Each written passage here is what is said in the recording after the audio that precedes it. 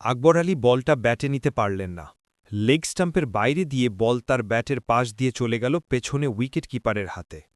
Umpire মেললেন 2 হাত wide. এই এক ওয়াইডেই যেন কারাগার থেকে মুক্তি পেলেন আকবর। তার শিশুতোষ এক ভুলে জেতা ম্যাচ হারতে বসেছিল বাংলাদেশ এ দল।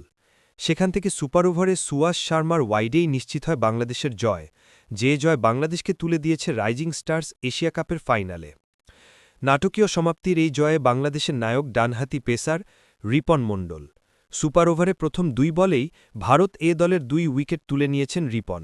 এরপর 1 রানের লক্ষ্যে নামা বাংলাদেশ প্রথম বলে উইকেট হারানোর পর ওই ওয়াইডের রানেই পেয়েছে জয়ের দেখা। সুপার ওভারের আগে চরম নাটকীয়তা ছিল 20 ওভারের মূল খেলায়। কাতারের দোহায় প্রথমে ব্যাট করে বাংলাদেশ এ দল করে 6 উইকেটে 194। তাড়া করতে নামা ভারত এ দলের শেষ 2 ওভারে দরকার ছিল 21 রান, হাতে ছিল 5 উইকেট।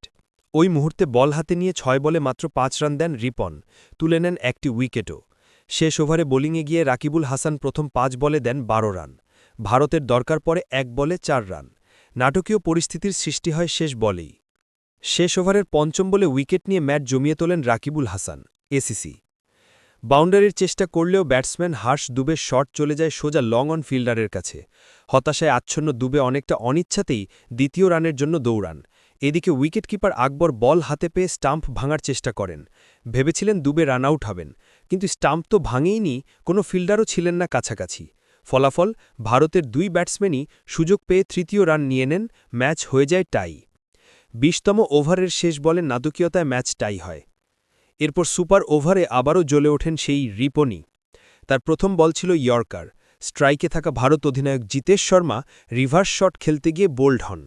পরের বল তুলে মারতে গিয়ে কাভারে ক্যাচ দেন আশুতোষ শর্মা। ভারত 0 রানে গুটিয়ে যাওয়ায় বাংলাদেশের দরকার পড়ে 1 রান, কিন্তু শুরুতে স্ট্রাইক নেওয়া ইয়াসির আলী প্রথম বলে লংঅনে ক্যাচ দিয়ে আউট হন। বাংলাদেশের তৃতীয় ব্যাটসম্যান হিসেবে আকবর ব্যাট করতে নামার পর সুয়াস দেন ওয়াইড। প্রায়শ্চিত্ত হয়ে যাওয়ায় 2 হাতে জড়ো করে ক্ষমা চাওয়ার ভঙ্গি করেন বাংলাদেশ এ দলের অধিনায়ক। এর আগে 19তম ওভারের দ্বিতীয় বলে এই আকবরই নেহাল ওয়াদেরার সহজ ক্যাচ গ্লোভস থেকে ঠেলে দেন। অবশ্য ক্যাচ মিসে দলকে আরও বড় বিপদে ফেলেছিলেন জিশান আলম। ভারতের যখন শেষ 3 বলে 8 রান দরকার, তখন বাউন্ডারিতে সহজ ক্যাচ ফেলেন জিশান।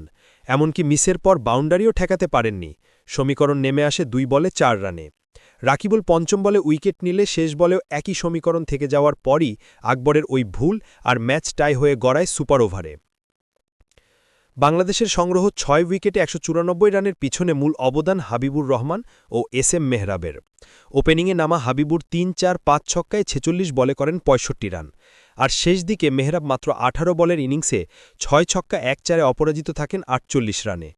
বাংলাদেশ এ দল 19তম ওভারে 28 আর 20তম ওভারে 22 রান নিয়ে সংগ্রহটা 200-র কাছাকাছি নিয়ে যায়, যা বৈভব সূর্যবংশীর 15 বলে 33 ও প্রিয়াংশ আর্যের 24 বলে 44-এর ঝোড়ো ব্যাটিংয়ে তাড়া করার পথেই ছিল ভারত। তবে শেষের উত্থানপতন আর নানা নাটকীয়তার পর হেসেছে বাংলাদেশই। আগামী রবিবারের ফাইনালে বাংলাদেশ এ দলের প্রতিপক্ষ পাকিস্তান শ্রীলঙ্কার মধ্যকার জয়ী দল। সময় নিউজ, বাংলাদেশ।